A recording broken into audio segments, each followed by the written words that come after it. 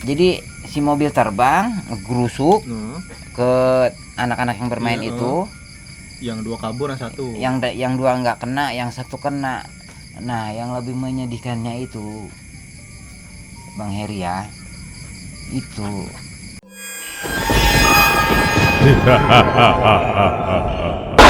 Terima kasih sudah klik video ini. Tapi jangan lupa subscribe. Jika tidak subscribe, maka kalian akan tahu akibatnya.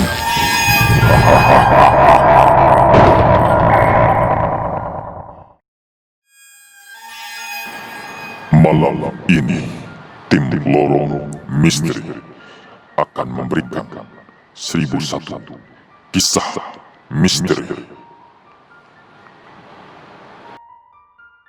Assalamualaikum warahmatullahi wabarakatuh.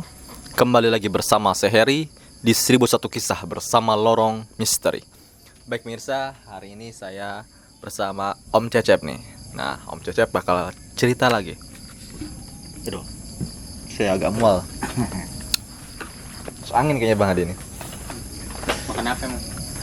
Makan apa bang? Makan angin lah, masuk angin mah. Kalau makan daging masuk daging namanya. Assalamualaikum Om Cecep. Waalaikumsalam. Nah, hari ini kita katanya Om Cecep mau cerita soal pengalaman ini ya, namanya trauma Om Cecep atau apa nih? Jadi trauma itu bukan trauma sih. Bukan trauma sih, masih bisa lah ya. Masih Aktivitas semacam itu ya. Jadi ini mah ya mungkin dari sekian banyak cerita saya gitu ya. Banyak cerita begini. Ya ini sih bukan mengada-ngada ya, pengalaman pribadi dari semenjak bujangan sampai sekarang gitu. Kalau ini mungkin pengalaman pahit. Iya, pengalaman pahit ya. Jadi apa ya disebutnya? Ya disebutnya kecelakaan lah. Kecelakaan, betul. Jadi kayak orang-orang gitu istilahnya yang sering ngeliat kecelakaan. Nah sekarang saya mau cerita pengalaman saya pas waktu kecelakaan. Jadi ini langsung ke intinya apa dari awal dulu ceritanya nih saya? Boleh dari awal. Katanya ada ini mistisnya ya. Iya, jadi waktu itu saya kan masih sekolah ya. Oh, masih zaman sekolah ini ya ceritanya. Iya, saya masih Pengalaman. SMP. Oh, SMP. Yuk, makan Om Cecep. Oh iya, terima kasih. Kayaknya kuenya enak-enak nih. Enak-enak ini bis ini. Mungkin Maulidah. Maulid Nabi. pas mulut ya? Heeh. Oh iya iya iya. Saya ambil makan ini ya. Pepais itu namanya kalau di sini. Pais. Enak. Udah kembali lagi. Kembali lagi ke Jadi laptop. waktu itu saya kan ngebantu orang tua ya, nyari nafkah lah. Iya. Kan waktu itu saya dari SMP kelas 2 itu udah diajarin bawa mobil. Ya, itu bawa mobil sendiri, mobil orang tua sih, bukan punya saya. Itu dalam keadaan berangkat atau pulang kerja ya, ambil bantu orang tua ya padahal. Bukan kerja, ini mah saya mah pulang sekolah. Pulang sekolah bawa mobil. Bukan, jadi gini. Kan waktu itu saya lagi habis tes. Semester 2 itu kayaknya waktu itu. Habis tes saya pulang, ngelihat orang tua sakit. Nah, disuruhlah saya. Katanya, "Cep, kamu gantiin Abah bawa bensin." Jadi kan orang-orang suka jualan bensin eceran tuh ya. Waktu itu. Nah, begitu kita ya misalnya saya inisiatif. Ya udahlah, belanja bensin lah. Belanja Sambil bawa berarti mobil ini ya, pick up gitu ya. Mobil bak Gitu ya. Mobil bak Bang Heri. Jadi kayak mobil. Woi, kopinya datang nih. Kopi. Aduh, kayaknya mantep nih ngopi ya. Mantap. Ngopi. Nah, udah gitu sayanya mobilnya mobil kijang lama, kijang material lah kalau orang sini mah. Iya, kijang material betul. Iya betul. Jadi kayak kijang material. Jadi kan saya itu kadang-kadang suka ngebantu bawain batu bata. kayu, ya orang-orang pindahan apa aja serabutan. Puing apalah segala macam lah, pokoknya Iya. yang bisa dibawa pakai mobil bak. Jadi terus udah gitu pokoknya hari apa ya waktu itu, Rebo Jumat jadi sayanya disuruh bawa bensinnya bensin Bielah namanya. Jadi itu mau belanja bensin, jadi kan pakai drum yang Kaleng. iya, drum gede itu. Kalau sekali belanja kan Iya. Bielah itu kayak 500 liter apa 250 liter gitu. Udah tuh saya berangkat dari rumah, kita ngambil drum dulu ke Bielah itu. Ya mungkin Bielahnya nggak tahu sekarang masih ada, tahu nggak ya, iya. kita nggak tahu.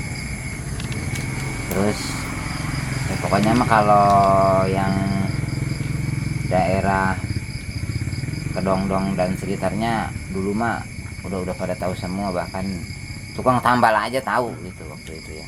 Saya Tahu. kecelakaan gitu. Iya. Ini bisa dibuktikan, ini istilahnya Pengalaman kisah benar. nyata beneran gitu ya. Nah udah gitu kita ngambil drum. Nah kebetulan si anaknya Bielah itu nggak ikut, jadi dia mau bawa motor ngikutin dari belakang. Nah, kita nggak curiga ada apa-apalah waktu itu. Ya biasa lah, saya dari rumah Bismillah ya disuruh biasa. Kalau emak saya mah nyuruh, Cep ayo hendak berangkat Bismillah, mak itu kan. Iya. Ya kita Bismillah gitu ya. Itu kayak masih pakai celana SMP, cuman pakai kaos. Udah ini ya namanya habis tes, jadi THB lah kalau kayak itu mah ya, tes. Dulu mah THB ya. THB dulu mid mah. semester kali ya. Ya mid semester kalau sekarang. Kalau dulu kan THB. apa THB gitu. THB caturulan ke Iya, dua dua. gitu. Kalau dulu kan catur bulan, kalau sekarang Nah, caturulan semester. dulu mah. Kalau kan semester, kalau Ya. dulu bacanya caturulan. Satu bulan. Jadi bedanya di situ. Iya. Kalau zaman saya mungkin, kalau Bang Hadi mah udah semesteran kali ya, nah sebutnya. Waktu Dulu SD masih catur bulan. Oh, Kemudian masih. transisi semenjak presidennya Pak SBY itu jadi semester kalau nggak salah. Oh, semester ya. Semenjak ada dana bos kan. Oh gitu. Hmm. Kita nggak tahu kalau ke situ. Udah tuh kita berangkat. Saya sendiri bawa drum. Nah, udah gitu dari rumah Bielah ke tempat kejadian saya kecelakaan itu nggak jauh sih dari sekolahan ke ini. Jadi pas biasalah saya bawa mobil gini gitu ya. Lah kenapa tiba-tiba waduh, jadi kalau saya ingat ke situ saya ingat ke anaknya gitu ya. Jadi gimana, pas saya nyetir ya biasa. Lah kenapa pas saya di bawah, jadi pas ngelewatin pohon pete, jadi petenya pete bukan pete yang gede, pete yang kecil-kecil itu. Cina ya. Ya, pete Cina. Itu jadi pas ada gejulugan tuh seperti kayak gitu tuh. Iya. Agak cembung. Oh, cekung gitu ya Nah, jalannya. cekung gitu. Jadi saya tiba-tiba ngelihat kayak kakek-kakek berdiri di tengah jalan. Oh, itu keadaannya malam atau siang? Siang. Siang padahal kan. Padahal siang. Waktu itu ya rame lah di jalan ya, rame. Jadi pas itu saya pas ngejeluk begitu, tiba-tiba kok mata saya ini jadi buram. bukan, jadi udah gelap semua, Blank, udah hilang. ngeblank. Oh. Jadi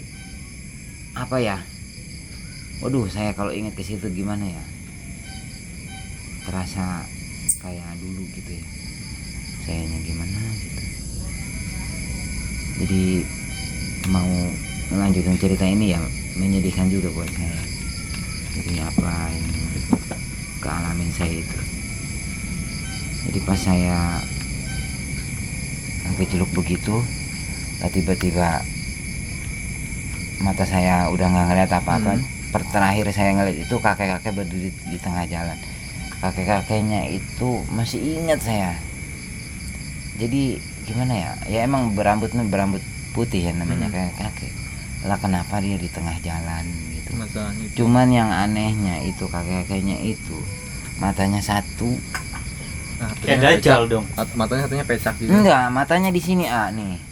Kayak Dajjal dong. Enggak tahu lah pokoknya mah itu. Tuh pasti Itu yang bikin kaget sampai tiba-tiba langsung hilang aja pandangan ya. Iya, jadi pas saya ngeliat matanya, jadi pas ngegejlok itu saya ngeliat udah tuh, saya udah langsung kayak orang pingsan gimana ya. Jadi langsung, ya mungkin apa kesananya saya udah nggak tahu apa-apa. Ya kan namanya mobil saya itu kan kalau di mobil namanya mobil tua, kalau ngerem itu kan agak dikocok, dikocok gitu. Bukannya mungkin ngocok rem malah ngocok gas. Jadi udahlah yang orang lihat itu mobil saya itu terbang gitu. Gitu. Terbang. Nah, ke pinggir terbangnya. Lah terus katanya itu yang lihat ya namanya banyak orang ya. Banyak orang di situ saksi. Itu anak kecil bertiga lagi main. Di pinggir jalan. Jadi mobil saya kan terbangnya ke pinggir Bang Hadi ya. Terus yang anak bertiga itu lagi main biasa depan rumahnya. Jadi karena kan mobil saya terbangnya ke pinggir, terus ada anak itu lagi main bertiga. Nah yang kegusur mobil saya itu cuman satu. Yang ketabrak. Itu posisi kelindes atau gimana? Kan naik langsung nimpah atau masih jalan usik dilindes? Jadi si mobil terbang ngegrusuk ke anak-anak yang bermain itu. Yang dua kabur, yang satu. Yang dua nggak kena, yang satu kena. Nah yang lebih menyedihkannya itu Bang Heri ya, itu anak itu udah sama kegusur mobil, terus kegencet sama pohon kedongdong. Allah. Jadi pada saat mobilnya itu nabrak pohon kedongdong, jadi kayak kejepit jadinya gitu. Iya, kejepit. Jadi udah kegusur, keseret, kegencet pula sama pohon kedongdong. Ketabrak, keseret, kegencet. Ya mungkin kalau misalnya masih ada pohon kedongdong, kayaknya sih udah nggak ada ya. Pohon kedongdongnya. Jadi itu di situ, terus namanya saya udah nggak tahu apa-apa ya, saya nggak tahu itu bahwa saya itu nabrak anak kecil karena saya udah pingsan ngelihat itu. Nah terus udah gitu ya nggak tahu istilahnya, terus anak itu dibawa ke rumah sakit, nggak nyampe rumah sakit anak itu udah nggak ada, udah meninggal. Jadi ya mudah-mudahan ya, saya sih setiap malam ya saya habis sholat ngaji yasin selalu saya bawa anak itu, maksudnya saya doain terus sampai sekarang ya, biarpun itu kejadian udah lama sekali. Mungkin kalau dia hidup udah punya anak kali ya. Udah ini soalnya anaknya perempuan. Oh yang meninggal perempuan mana anak satu. Jadi ya istilahnya dari keluarganya itu kan emaknya ngelahirin cowok semua. Nah itu anak perempuan itu satu-satunya perempuan, jadi disebut anak kesayangan lah ya. Itu yang paling menyedihkannya. Adalah terus saya tahu-tahu jam dari kejadiannya itu kan sore sekitar asar ya, saya jam 9 malam baru bangun. Itu dari semenjak kejadian itu saya baru sadar jam 9 malam. Saya nanya mobil saya kemana gitu, saya nggak tahu. Terus itu belum diterangin sama orang tua, udah kamu mah tenang aja katanya. Nah, terus udah gitu saya diceritain, saya ya nangis gitu saya waktu itu ya kasihan namanya, gimana ya, udah kecelakaan kayak gitu. Jadi yang makanya saya ngeliat anak umuran SD kelas 2 atau kelas 3 itu selalu ingat sama dia gitu. Tapi saya minta fotonya ke emaknya, nggak dikasih sampai sekarang. Jadi saya nabrak anak kecil itu ya ini mah mudah-mudahan di sana itu Syahid lah ya. lah istilahnya. Jadi apa? Jadi berat sayanya menceritakan ini, itu berat. Jadi beneran. Mungkin kalau apa ya? Gimana mau bercerita ya, istilahnya beneran ini mah. Bercerita bukan sayanya, jadi kalau cerita seperti ini sayanya kaku. Oh jadi kayak semacam, jadi kayak Om Cecep ini kayak merasa bersalah seperti itu. Iya, sampai sekarang. Jadi setiap saya lebaran ya, lebaran itu saya ke rumah emaknya ya minta maaf gitu ya. Alhamdulillah emaknya, kakaknya udah menerima gitu ya, ikhlas. Tapi waktu itu kan lagi pas kejadian katanya saya mau ke polisi ya, saya namanya kejadian nggak tahu apa ya, pasrah gitu ya keluarga. Bapak saya mas saya terserah lah gimana maunya yang ketabrak itu ya, keluarga yang di sana. Tapi ya alhamdulillah keluarganya sadar semua, jadi mungkin semuanya biaya kematian itu keluarga maksudnya bapak saya yang nanggung gitu. Nah setelah itu kesini-sininya saya setiap lebaran terus ke rumahnya minta maaf ke emaknya, ke kakaknya gitu ya. Sampai sekarang ini beneran. Jadi sampai sekarang saya masih ke rumahnya. Yang paling menyedihkan itu yang nggak nerima saya itu neneknya. Sampai sekarang nenek. Sampai sekarang neneknya. Apa neneknya udah masih hidup atau? Nggak tahu ya istilahnya. Pokoknya mah kata emaknya anak itu, kamu jangan ke rumah nenek, ke rumah neneknya Rika. Apa namanya Rika? Rika, nenek Rika nggak mau maafin kamu. Itu dari sekarang. Jadi saya masih sedih itu, takutnya ya namanya Selalu terbayang. masih ini, jadi apa? Misalnya saya belum dapat maaf dari neneknya itu sampai sekarang. Kalau dari bapaknya kan sekarang udah nggak ada nih. Dari bapaknya udah, emaknya udah, kakaknya udah, saudara-saudaranya udah, tinggal neneknya yang belum maafin saya sampai sekarang. Saya lebaran kemarin ke sana ya nggak mau nemuin saya. Oh masih ada nenek, masih hidup? Masih ada, masih panjang umur ya. Alhamdulillah ya, panjang umur. Bahkan ya kan dari rumah saya ke tempat kejadian itu dekat. Iya. Kalau pengen cerita bener ya mungkin kalau yang orang untuk daerah sini dekat gitu rumah ya, gitu ada lah dekat ya. rumah itu di sana mungkin pada tahu lah dari itu. Kan sekarang mah jalannya udah bagus, terus Masih jalan raya dong. jalan raya sana iya. Jalan raya. Iya. Dekat-dekat SMA itu bukan? Iya dekat SMU ya, 6 di situ. Tapi masih kalau dari arah kidul itu masih lewat. Pokoknya mah yang sekarang jadi pabrik kosong itu, pagar iya. gitu. Nah tepatnya itu yang pohon kedongdong itu yang sekarang jadi tukang kayu limbah. Kayu limbah.